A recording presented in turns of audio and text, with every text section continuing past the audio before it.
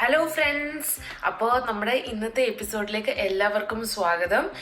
ഇന്ന് എനിക്ക് ഒരുപാട് റിക്വസ്റ്റ് കിട്ടി കേട്ടോ. വാർഡ്രോബ് ഓർഗനൈസേഷൻ അല്ലെങ്കിൽ റൂം മേക്ക് ഓവർ അങ്ങനെ പറഞ്ഞിട്ട് ഒരു ടോപ്പിക്കിന് ഒത്തിരി റിക്വസ്റ്റ് കിട്ടി. അപ്പം ഞാൻ ഓർത്തു എനിക്ക് പിന്നെ അത് തന്നെ ചെയ്യാം. ആക്ച്വലി അങ്ങനെ ഒരു സാഹചര്യം വന്നു, അപ്പോൾ ചെയ്യേണ്ടി വന്നു എന്നുള്ളതാണ് സത്യം. അപ്പോൾ ചെയ്യേണ്ടി വന്നപ്പോൾ ഞാൻ അതങ്ങ് റെക്കോർഡ് ചെയ്തു. കാരണം നിങ്ങൾക്ക് അപ്പോൾ എനിക്ക് കാണിച്ചു തരികയും ചെയ്യാം, നല്ലൊരു അവസരമാണല്ലോ. അങ്ങനെ ഞാനത് ചെയ്തിട്ടുണ്ട്. എന്തായാലും നമുക്ക് അതിൻ്റെ വിഷ്വൽസിലേക്ക് പോവാം. എവിടെ നിന്ന് തുടങ്ങണം എന്ന് നമുക്ക് നോക്കാം.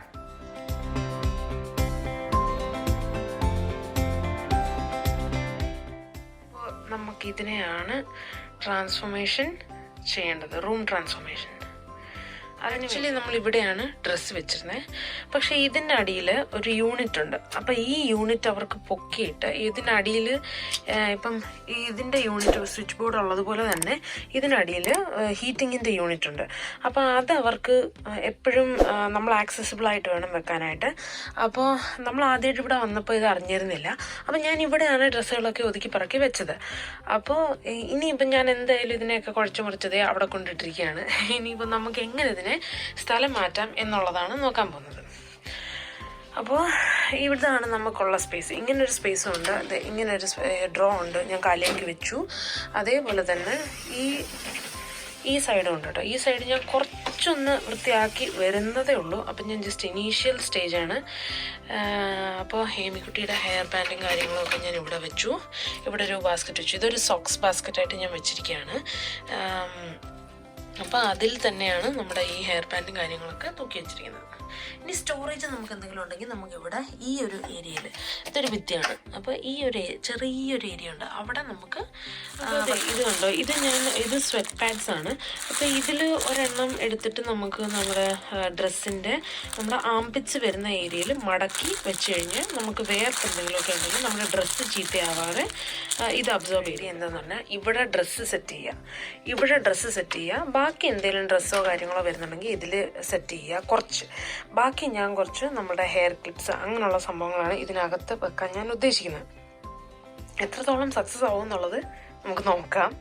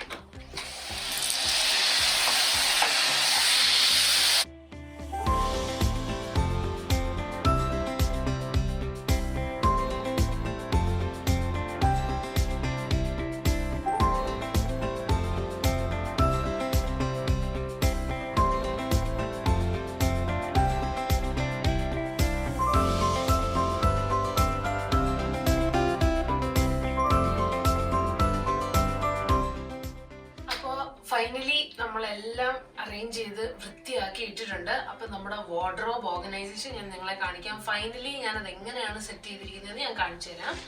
അപ്പോൾ ഇത് നമ്മുടെ സ്ലൈഡിങ് കബേർഡ് ആണ്. അപ്പോൾ ഈ സൈഡ് സ്ലൈഡ് ചെയ്യുമ്പോഴത്തേക്കും ഇവിടെ ഞാൻ നേരത്തെ കുറച്ച് മേക്കപ്പിൻ്റെ സാധനങ്ങളും നമ്മുടെ ഐലൈനർ അങ്ങനെയുള്ള സംഭവങ്ങളായിരുന്നു ഇവിടെ വെച്ചിരുന്നത്. അതിനെല്ലാം ഞാൻ മാറ്റി ഇവിടെ നമ്മുടെ ഡ്രസ്സസ് മാത്രമാക്കി. അതുപോലെ തന്നെ ഫസ്റ്റ് ഡ്രോയും ഞാൻ മാറ്റി എന്താ പറയുക കുറച്ച് ഡ്രസ്സും കുറച്ച് നമ്മുടെ മറ്റ് മേക്കപ്പ് സാധനങ്ങളും എന്താ പറയുക ക്രീം ഓയിൽ അങ്ങനെയുള്ള സാധനങ്ങളൊക്കെ ആക്കി ഇവിടെ. പിന്നെ ബാക്കി എല്ലാ ഡ്രോസും ഡ്രസ്സസ് തന്നെയാണ്. അതാണ് നമ്മളുടെ ഈ സൈഡ് എന്ന് പറയുന്നത്. ഇനി ഈ സൈഡിലാണ് ഞാൻ ബാക്കി നമ്മുടെ ഡ്രസ്സ് ചെയ്ത് കഴിഞ്ഞിട്ടുള്ള നമ്മുടെ കുറച്ച് ഒരുക്കങ്ങളുണ്ടല്ലോ അതെല്ലാം ഞാൻ ഈ സൈഡ് ആക്കിയിട്ടുണ്ട്. ഇപ്പം സോക്സ് ഇടുന്നതായാലും ഏമിക്കുട്ടിയുടെ ഹെയർ ബാൻഡ് ഒക്കെ ഞാൻ ഈ സൈഡിൽ.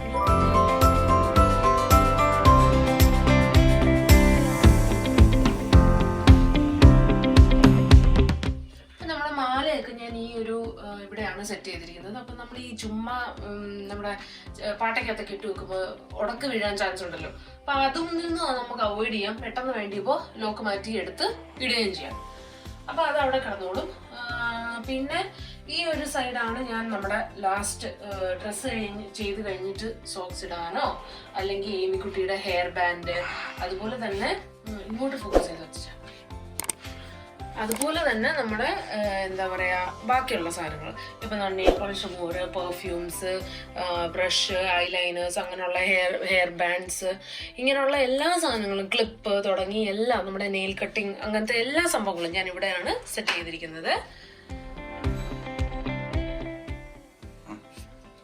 അതിനുശേഷം ഈ ഡ്രോയിലാണ് നമ്മുടെ വാച്ച് പിന്നുകൾ അതുപോലെ തന്നെ ജ്വല്ലറി ആക്സസറീസ് അങ്ങനെയുള്ള സംഭവങ്ങളൊക്കെ ഞാൻ ഇവിടെയാണ് വെച്ചിട്ടുള്ളത്.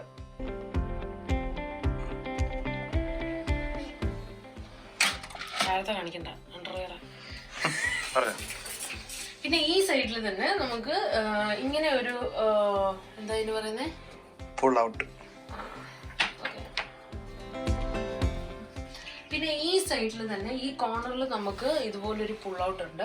അപ്പം നമുക്ക് പുറത്ത് പോയിട്ട് വന്നിട്ട് ബാഗ് തൂക്കിയിടാനോ അല്ലെങ്കിൽ ബെൽറ്റ് തൂക്കിയിടാനോ ഒക്കെ നമുക്ക് നല്ല സൗകര്യം കേട്ടോ. ഇങ്ങനെ ഒരു സ്ലൈഡിങ് ഒരു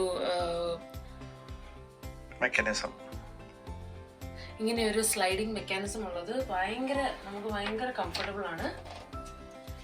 അപ്പോൾ ഇതാണ് നമ്മുടെ പിന്നെ ഇതിന്റെ ഇടയ്ക്ക് ഈ രണ്ട് ഡോറിന്റെ ഇടയ്ക്ക് ലേശം സ്പേസ് ഉണ്ട്. അവിടെയാണ് ഞാൻ കുറച്ച് സ്റ്റോറേജ് ആയിട്ടുള്ള സംഭവങ്ങൾ നമുക്ക് അത്യാവശ്യം പെട്ടെന്ന് ആവശ്യമില്ലാത്ത സാധനങ്ങളൊക്കെ ഞാൻ അവിടെയാണ് വെച്ചിട്ടുള്ളത്. അപ്പോൾ ഇതാണ് നമ്മൾ ഫുള്ളി മേക്ക് ഓവർ ചെയ്തത്. ശരിക്കും നമ്മൾ മൊത്തത്തിൽ അഴിച്ചു മാറ്റി പണിഞ്ഞു എന്ന് വേണമെങ്കിൽ പറയാം.